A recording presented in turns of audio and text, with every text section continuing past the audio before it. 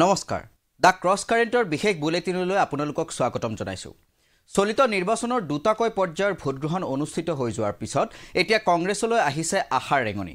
প্ৰথম দুটা পৰ্যায়ত কম ভোটদানৰ হাৰে বিজেপি শাসিত মধ্যপ্ৰদেশতো কংগ্ৰেছলৈ আনিছে নতুন আশা। ইয়াৰ লগতে বুলেটিনত আছে কৰ্ণাটক বিজেপিয়ে সাম্প্ৰদায়িক কাণ্ড সংঘটিত কৰাৰ খবৰ। অনলাইন ভিডিঅ'ত মুছলমানক অপমান কৰ্ণাটক বিজেপিৰ।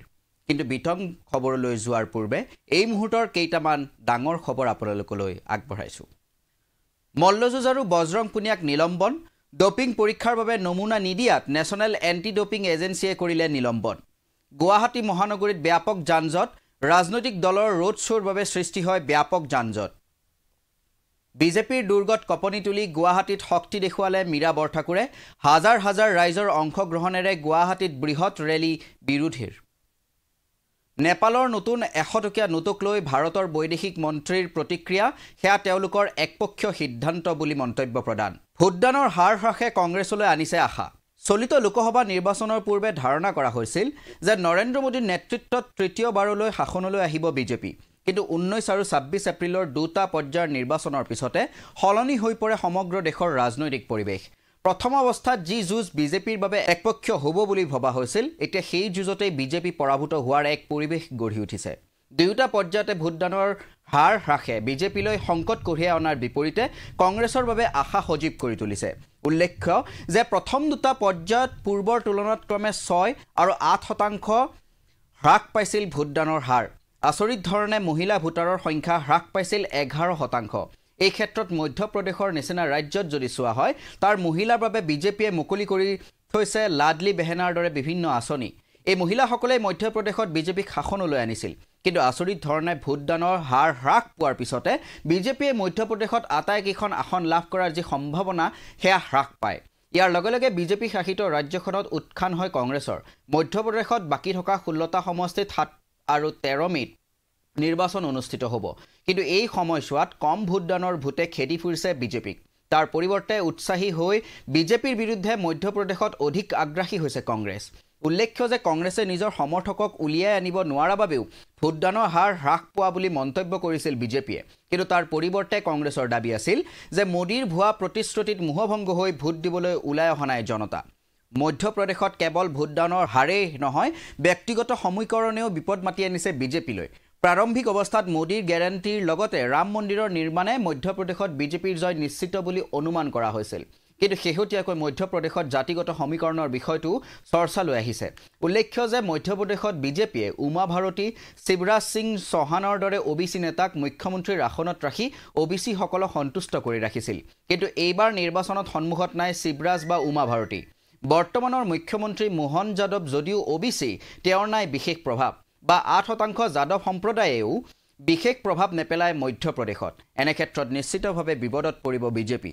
তাৰ পৰিৱৰ্তে জাতিগত লোকপিয়লৰ কথাৰে ভোটাৰৰ কাষ চাপিবলৈ সক্ষম হৈছে কংগ্ৰেছ। মধ্যপ্ৰদেশত বিজেপি বিপদত পৰাৰ আন এটা কাৰণ হৈছে ৰাজ্যখনত বৰ্তমান নাই প্ৰধানমন্ত্ৰী মোদীৰ কোনো ঢৌ।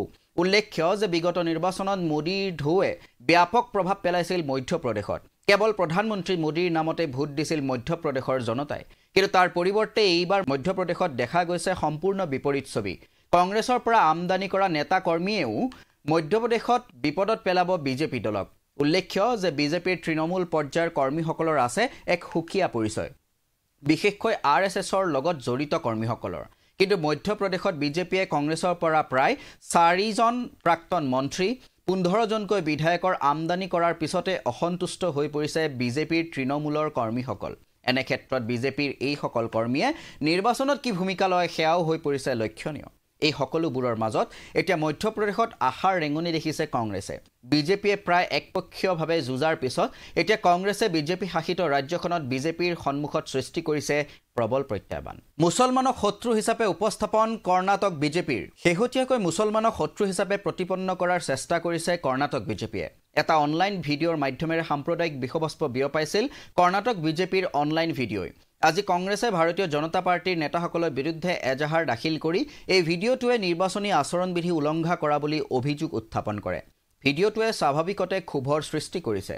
এনিমেটেড ভিডিঅ'টোৰ কেপশ্যনত লিখা আছিল, সাৱধান সাৱধান সাৱধান, কানাড়া ভাষাত কংগ্ৰেছ নেতা ৰাহুল গান্ধী আৰু কৰ্ণাটকৰ মুখ্যমন্ত্ৰী সিদ্ধাৰামায়াই কণীৰ বাহ এটাত মুছলমান বুলি লিখা কণী এটা SC ST আৰু OBC বুলি লিখা আন কণীৰে স্থাপন কৰা দেখা গৈছে ভিডিঅ'টোত দেখা গৈছে যে ৰাহুল গান্ধীয়ে কেৱল সেই চৰাইটোক আৰ্থিক অনুদান খুৱাইছে যেটো চৰাই মুছলমান কণীৰ পৰা ওলাই বগা টুপি পিন্ধি আছে চৰাইটোৱে বাকি তিনিটা কণীৰ পৰা ওলোৱা ঠেংকিখন ঠেলি দিয়ে আৰু তাৰ পাছত হাঁহি উঠে লোকসভা নিৰ্বাচনৰ প্ৰচাৰৰ অংশ হিচাপে সোশ্যাল মিডিয়া প্লেটফৰ্ম Xত প্ৰকাশ পোৱা ভিডিঅ'টোৱে সোশ্যাল মিডিয়াত ব্যাপক বিতৰ্কৰ সূচনা কৰে অভিনেতা প্ৰকাশ ৰাজে বিজেপিৰ এই কাৰ্যক নিৰ্লজ্জ আখ্যা দিয়ে প্ৰকাশ ৰাজে কয় যে ঐক্যপ্ৰিয় আৰু শান্তিপ্ৰিয় কৰ্ণাটক তথা আমাৰ দেশে ঘৃণা বিয়পোৱাৰ বাবে সাম্প্ৰদায়িক ৰাজনীতিৰ বাবে হিন্দুত্ববাদী দলটোক উপযুক্ত পাঠ শিকাব ভাৰতীয় মূলৰ ব্ৰিটিছ শিক্ষাবিদ অধ্যাপিকা নিতাশা কৌলে Xত লিখিছে যে ভিডিঅ'টো পোনপটীয়াকৈ 1930 চনৰ জাৰ্মানী শৈলীৰ কাৰ্টুন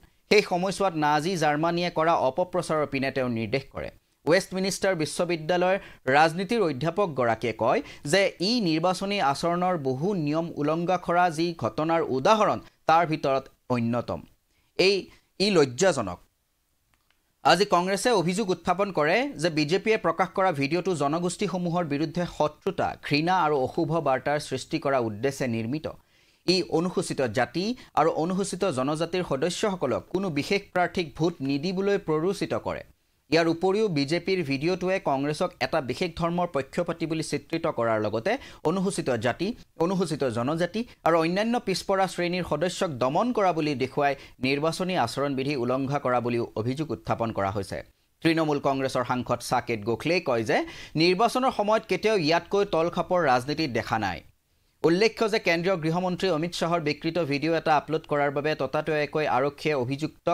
অভিযুক্ত বহুতকে আটক কৰিছিল কিন্তু খোদ প্ৰধানমন্ত্ৰী নৰেন্দ্ৰ মোদীয়ে সাম্প্ৰদায়িক মন্তব্য উপৰ্যুপৰি দিয়াৰ পাছতো বিজেপিয়ে অনেক সাম্প্ৰদায়িক ভিডিঅ' প্ৰকাশৰ পাছতো কোনো বিশেষ ব্যৱস্থা লোৱা নাই ভাৰতৰ নিৰ্বাচন আয়োগ কিংবা আৰক্ষীয়ে ইনষ্টাগ্ৰামে নিজাববীয়াকৈ কেইদিনমান পূৰ্বে বিজেপিৰ আন এক সাম্প্ৰদায়িক ভিডিঅ' ডিলিট কৰিছিল কংগ্ৰেছে কৰ্ণাটক বিজেপিৰ শেহতীয়া সাম্প্ৰদায়িক ভিডিঅ'ৰ বিৰুদ্ধে গোচৰ তৰাৰ পাছত নিৰ্বাচন আয়োগে কি ব্যৱস্থা লয় সেয়া হ'ব লক্ষণীয় কিয় ৰায়বেৰেলীৰ প্ৰাৰ্থী হ'ল ৰাহুল গান্ধী কংগ্ৰেছৰ দুৰ্গ ৰায়বেৰেলীৰ প্ৰাৰ্থী হৈছে ৰাহুল গান্ধী সকলো জল্পনা কল্পনাৰ অন্তত ৰাহুল গান্ধীয়ে বাছি লয় ৰায়বেৰেলী সমষ্টি উল্লেখ্য যে 2019ত ৰাহুল গান্ধী আমেথিত পৰাজিত হৈছিল আমেথিৰ লগতে কেৰালাৰ ৱায়ানাডৰ পৰা নিৰ্বাচন খেলি জয়ী হৈছিল ৰাহুল এইবাৰো বিজেপিৰ এটা প্ৰধান ষ্ট্ৰেটেজি আছিল যে স্মৃতি ইৰাণীক ৰাহুলৰ বিৰুদ্ধে থিয় কৰাই এনে এটা পৰিৱেশ সৃষ্টি কৰা যাতে সাধাৰণ ভোটাৰৰ মনত ৰাহুল বনাম মোদী নহৈ স্মৃতি ইৰাণী বনাম ৰাহুল হৈ থাকে তাৰ বাবে আমেথিৰ পৰা নিৰ্বাচন খেলিবলৈ বাৰে বাৰে প্ৰৰোচিত কৰি থকা হৈছিল ৰাহুলক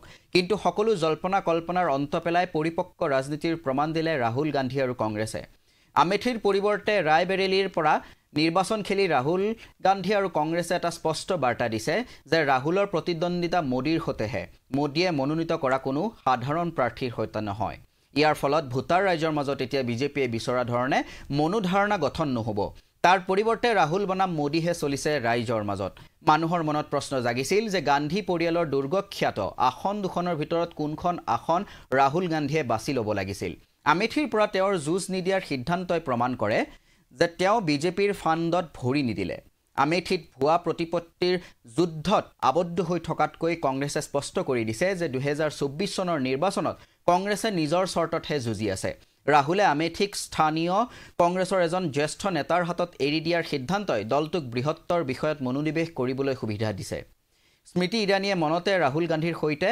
কেইবা সপ্তাহ ধৰি যুঁজি আছিল শেহতীয়াকৈ তেওঁৰ বেছিভাগ ৰাজহুৱা বক্তব্যই কংগ্ৰেছ নেতাগৰাকীৰ আমেথিলৈ সম্ভাৱ্য আগমন কেন্দ্ৰিক আছিল ভাৰত জোড়ো যাত্ৰাৰ পাছৰ ৰাহুল গান্ধী 2019 চনৰ ৰাহুল গান্ধীতকৈ একেবাৰে পৃথক আৰু এতিয়াৰ নিৰ্বাচনী ঢৌ 5 বছৰৰ আগৰ দৰে নহয় ঠিক এইবোৰ কাৰণতে বিজেপিয়ে আমেথিত কংগ্ৰেছ নেতাজনক পিন ডাউন কৰিবলৈ আগ্ৰহী আছিল বিজেপিৰ সমানে টিভি কেমেৰা সাংবাদিক আৰু গদি মিডিয়া খ্যাতক যি গদি মিডিয়া আছে তেওঁলোকেও আগতীয়াকৈ পৰিকল্পনা কৰিছিল যাতে ৰাহুল গান্ধীক স্মৃতি বনাম ৰাহুল যুদ্ধতে আবদ্ধ কৰি ৰাখিব পাৰি যাতে মোদীৰ সৈতে এতিয়া গান্ধীয়ে ভাৰত আৰু ইণ্ডিয়া দুয়োৰে হৈ চলোৱা প্ৰকৃত যুঁজখন নচলে এজন পুৰণি কংগ্ৰেছ কৰ্মী আৰু আনুগত্যশীল KL শৰ্মাক আমেথিত প্ৰাৰ্থিত্ব দিয়াটোৱে সকলোতকৈ বেছি ইৰাণীৰ বাবে এটা সংকেত বহন কৰিছে ৰাজনৈতিক বিশ্লেষকৰ মতে ৰাহুল গান্ধীয়ে আমেথিত প্ৰতিদ্বন্দিতা কৰা মানে 2019 চনৰ পৰাজয়ক বাৰে বাৰে আলোচনা কৰিবলৈ সুবিধা কৰি দিয়া হ'লহেঁতেন যাৰ ফলত ই এক কেৱল সন্মানৰ যুঁজ হৈ পৰিলহেঁতেন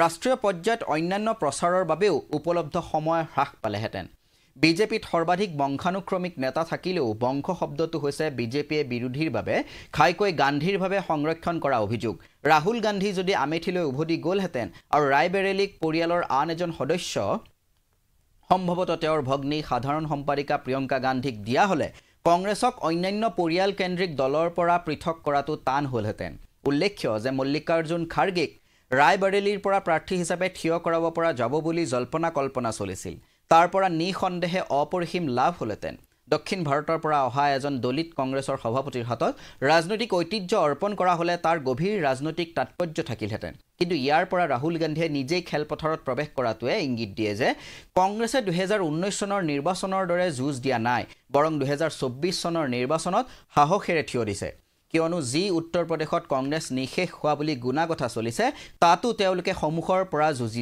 যুঁজ দিছে গতিকে ই যিমান চতুৰ হিচাপ নিকাচৰ অন্তত কংগ্ৰেছৰ হিন্দী বেল্ট কটকটীয়া কৰা সিদ্ধান্ত সিমানেই ই সঁচাকৈ ৰাজ্য আৰু দেশৰ আটাইতকৈ পুৰণি পৰিয়ালৰ আসনখনক স্বীকৃতি দিয়া কাৰ্য ৰায়বেৰেলীয়ে নিশ্চিত কৰিছিল যে 2019 চনৰ দৰে কঠিনতম সময়তো উত্তৰ প্ৰদেশে কমেও এজন কংগ্ৰেছ সাংসদ পঠিয়াবই ৰাহুলৰ ককা ফিৰোজ গান্ধীয়ে 1952 চনত এই আসনখন দখল কৰিছিল তাৰ পাছত 1957 চনত পুনৰ তেওঁৰ মৃত্যুৰ এবছৰৰ পূৰ্বে আসনখনত তেওঁ জয়যুক্ত হৈছিল তেওঁৰ পাছত ইন্দিৰা গান্ধীয়ে ইয়াৰ পৰা প্ৰতিদ্বন্দ্বিতা কৰিছিল তেওঁ মাত্ৰ এবাৰেই পৰাস্ত হৈছিল 1977 চনত ৰাজনাৰায়ণৰ হাতত নাটকীয়ভাৱে পৰাস্ত হৈছিল ইন্দিৰা গান্ধী সোনিয়া গান্ধীয়েও বেলাৰী এৰি ইউপিৰ ৰায়বেৰেলীক ঘৰ হিচাপে ধৰি ৰাখিছিল তেওঁ দৃঢ়তাৰে ক'ব বিচাৰিছিল যে তেওঁ আৰু তেওঁৰ দল দীৰ্ঘম্যাদী আৰু ভাৰতৰ আত্মৰক্ষাৰ যুঁজৰ বাবে একেবাৰে সাজু এয়া আছিল দ্য ক্ৰছ কাৰেণ্টৰ আজিৰ বিশেষ বুলেটিন আপোনালোকে চাই থাকিব দ্য ক্ৰছ কাৰেণ্ট মই সুদৰ্শন কৌশিক শৰ্মাই বিদায় মাগিছোঁ